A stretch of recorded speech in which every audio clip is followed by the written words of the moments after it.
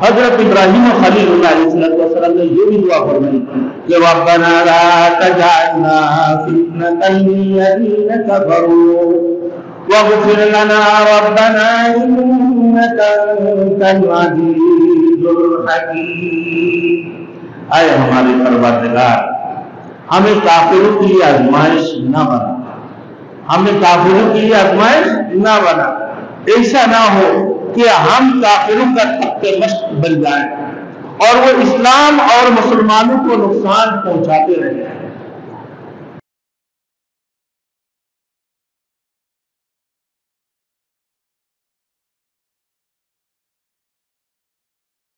Thanks for watching. Don't forget to like, comment, share and subscribe to Maulana Habibullah Ruhani Official. الحمدللہ نحمده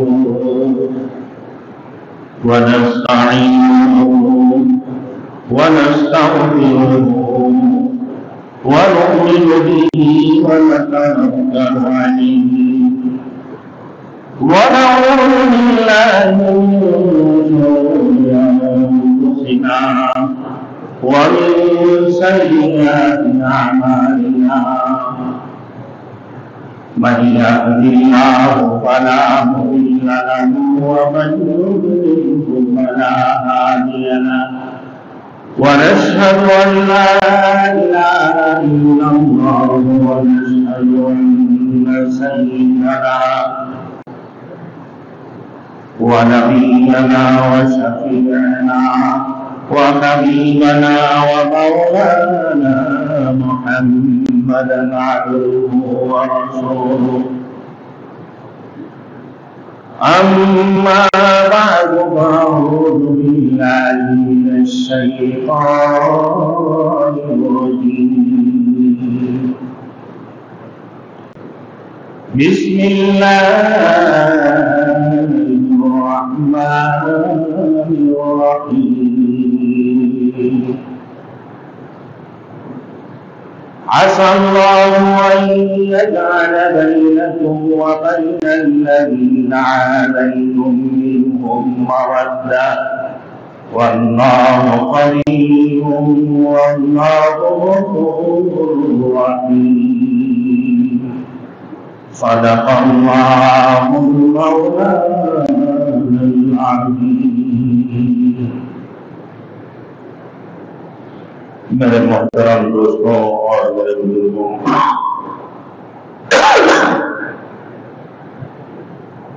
آج سورۃ الممتحنہ آیات number 7 کا اسوہ ابراہیمی حضرت ابراہیم علیہ السلام جب تک عراق میں رہے قسم بقسم کی تکالیف برداشت کرتے رہے حتیٰ کہ آپ کو آگ میں پیش کیا گیا، مگر آپ کے پایہ استقلال میں لغزش نہ آئی اور آپ توحید خدا بندی میں جمے رہے۔ آپ 7 سال تک قید دل کے صحبتیں بھی برداشت کرنا پڑے، سارے قوم آپ کی حضرت ابراہیم و خلیل اللہ علیہ السلام کی دشمن ہو گئی، باپ نے بھی دھکے دے کر گھر سے نکال دیا، مگر آپ نے ایمان پر کبھی سودے بازی نہیں کیا۔ اس لیے اللہ نے فرمایا کہ ابراہیم علیہ السلام کی زندگی کو اپنے لیے نمونہ پکڑو، جب وہ عراق سے نکلے تھے تو پھر وہ واپس گھر نہیں گئے، مگر تم بیوی بچوں کی خاطر کافروں کے ساتھ دوستی کرتے ہو۔ اے حاتب بن بلتع، حقیقت یہ ہے کہ مومن اور کافر کے درمیان کوئی قدر مشترک نہیں ہے، قوم، برادری، رشتہ داری، وطن سب ثانوی چیزیں ہیں اور ایمان کے مقابلہ میں ان کی کوئی حیثیت نہیں۔ کافروں کے ساتھ عہد و پیمان، لین دین، یہ احسان کی بات انشاءاللہ تعالی آگے آنے والے ہیں۔ اب میرے دوستوں، جو لوگ کفر کا برملا اظہار کرتے ہیں ان کی ساتھ دوستی یا محبت ہرگز ممکن نہیں۔ ابراہیم علیہ السلام کے اسوہ سے بات سامنے آتی ہے کہ جب حضرت ابراہیم و خلیل اللہ علیہ السلام کے باپ نے آپ کی دعوات قبول نہ کی تو آپ نے ان سے علیحدہ ہوتے وقت الا قول ابراہیم علیہ اپنے باپ سے یہ بات ضرور کی تھی لاستغفرن لک میں تیرے لیے اللہ تعالیٰ سے بخشش کی دعا کروں گا۔ میرے دوستوں پھر یہ بھی کہیں کہ وما املک لک من اللہ من شیء مگر میں اللہ سے تیرے لیے کسی چیز کا مالک نہیں ہوں، کیونکہ مالک تو اللہ کی ذات ہے، وہ چاہے تو دعا قبول کر لے اور چاہے دعا قبول نہ کرے، یہ اس کی اختیار میں۔ آگے میں میرے دوستوں مفسرین کرام فرماتی ہے کہ عداوت اور دشمنی کی باوجود بھی ابراہیم علیہ السلام نے شفقت کا مادہ پایا جاتا تھا۔ وجہ یہ تھے کہ ان کے والد تھے کہ شاید کہ وہ اسلام قبول کر لے، ایمان لے کر آئے اللہ اور اس کے رسول کے اوپر۔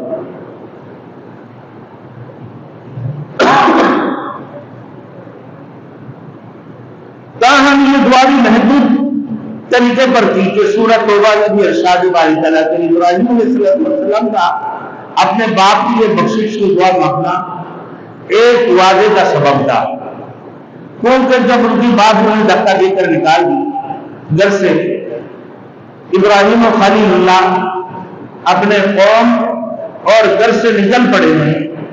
فلما تبین لہ انہ عدو للہ تبرأ منہ،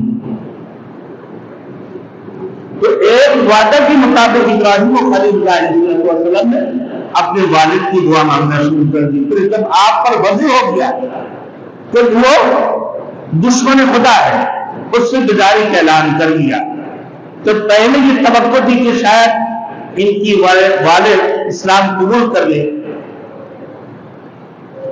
اسی بات کی بنیاد پر وہ کہ وہ یہ دعا کرتے رہے کہ لاستغفرن لک، اپنے والد کے لیے دعائیں کی کہ اللہ میرے والد کی کو بخشش فرما کہ شاید وہ ایمان لے کر آئے، اسلام قبول کر لے، اللہ وحدہ لا شریک لہ کے اوپر ایمان لے کر آئے۔ اور جب بات واضح ہو گئی، جب بالکل امید بالکل ختم ہو گئی تو اب یہ ایمان نہیں لائے گا، تو آپ نے اس سے اعلان برات کر دیا ہے کہ بھائی جو تم لوگ کرتے ہو یہ اللہ رب العزت سے جو وحدہ لا شریک لہ ہے اس کی ساتھ جو شریک کرتے ہو تم اور تمہارے وہ قوم جو اللہ سے شریک کرتے ہیں، ان سب سے میں بیزار ہوں۔ تو میرے دوستوں جب مشرک باپ بھائی ماں کسی کے لیے دعا کی اجازت نہیں ہے تو ان سے دوستی کرنے کیسے اجازت ہوگا؟ جو کافر یا مشرک والدین ہو یا بھائی ہو یا بہن ہو، ان کے لیے دعائیں کرنا بھی جائز نہیں ہے، تو پھر ان سے دوستی کرنا کیسے جائز ہوں گے؟ اور میرے دوستوں یہ ہمیشہ یہ مشرک اور یہ کفریت میں ڈوبے ہوئے لوگ ہمیشہ مسلمانوں کو مغلوب کرنے کے پروگرام میں مصروف رہتے ہیں کہ کسی بھی صورت سے مسلمانوں کو مغلوب کر جائے، وہ غالب ہو جائے۔ تو یہ لوگ مسلمانوں کو مالی، جسمانی، ذہنی طور پر ہمیشہ اذیت پہنچانے کی کوشش کرتے ہیں،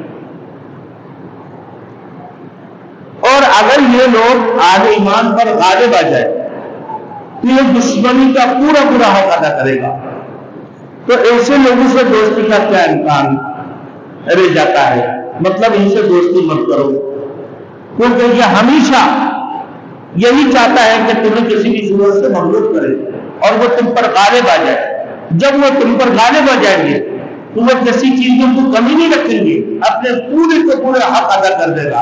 اس چیز کا حق ادا کرے گا کہ تمہیں جسمانی، ذہنی اور مالی طور پر وہ اذیتیں پہنچاتے رہیں۔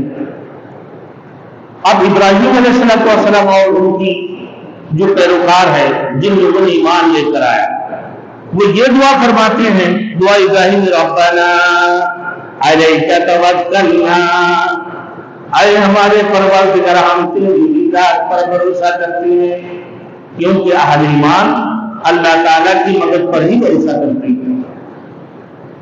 وَإِلَيْكَ أَنَبْنَا وَإِلَيْكَ الْمَصِيرُ، اور تیری ہی طرف رجوع کرتے ہیں۔ وَإِلَيْكَ الْمَصِيرُ، اور تیری ہی طرف پلٹ کر آنا ہے۔ یہ بات میرے دوستوں یہ سمجھایا جا رہا ہے کہ اگر تم نے مکے سے ہجرت کر کے مدینہ آنے تو اس کی اوپر ثابت قدم رہو۔ اور ابراہیم و خلیل اللہ علیہ السلام نے بابل سے ہجرت کی تھی، پھر انہوں نے کبھی اپنے قوم کی طرف رجوع نہیں کیا۔ اب جب تم مکے سے ہجرت کر کے مدینہ آئے تو تم بھی یہاں استقلال پکڑ لو، تم بھی یہاں پر میرے دوستوں اپنے مستقل ٹھکانہ بنا لو اس کو۔ حضرت ابراہیم علیہ السلام نے اس وقت تک باپ کے لیے دعا کی جب تک ان پر حقیقت حال واضح نہیں تھے۔ پھر جب معلوم ہو گیا کہ اس کا خاتمہ کفر پر ہی ہوگا تو پھر آپ نے بخشش کی دعائی نہیں کی۔ تو میرے دوستوں تھے کہ اپنے مشرک والدین یا عزیز و اقارب کے لیے بخشش کی دعا نہ کرو، کہ وہ اسوہ ابراہیمی یہی ہے کہ جو مشرک والدین ہیں یا بھائی بہن عزیز و اقارب رشتہ دار، ان لوگوں کے لیے ہی دعا نہ کرنا چاہیے کیونکہ وہ مشرک اور کفریت پر جمے ہوئے تھے۔ تو ابراہیم علیہ السلام بھی یہی کرتے تھے، تو لہذا تمہیں بھی اسوہ ابراہیمی کو اختیار کر لینا چاہیے، تمہیں بھی اسوہ ابراہیمی کو مضبوطی سے پکڑ لینا چاہیے۔ حضرت ابراہیم و خلیل اللہ علیہ السلام نے یہ بھی دعا فرمائی کہ ربنا لا تجعلنا فتنة للذین کفروا واغفر لنا ربنا انك انت العزیز الحکیم۔ اے ہمارے پروردگار، ہمیں کافروں کے لیے آزمائش نہ بنا، ہمیں کافروں کے لیے آزمائش نہ بنا۔ ایسا نہ ہو کہ ہم کافروں کا تخت مشق بن جائیں اور وہ اسلام اور مسلمانوں کو نقصان پہنچاتے رہے۔ مولا کریم ہمیں اس آزمائش میں ڈال ڈالنا، کیونکہ آزمائش میں پورا اترنا بہت بڑا مشکل کام، پورے کے پورے آزمائش میں اترنا آسان بات نہیں ہے، بہت بڑا مشکل کام ہے۔ واغفر لنا، اے میرے پروردگار ہمارے گناہوں کو معاف فرما دے، انک انت العزیز الحکیم، بے شک تو ہے زبردست اور حکمت والا۔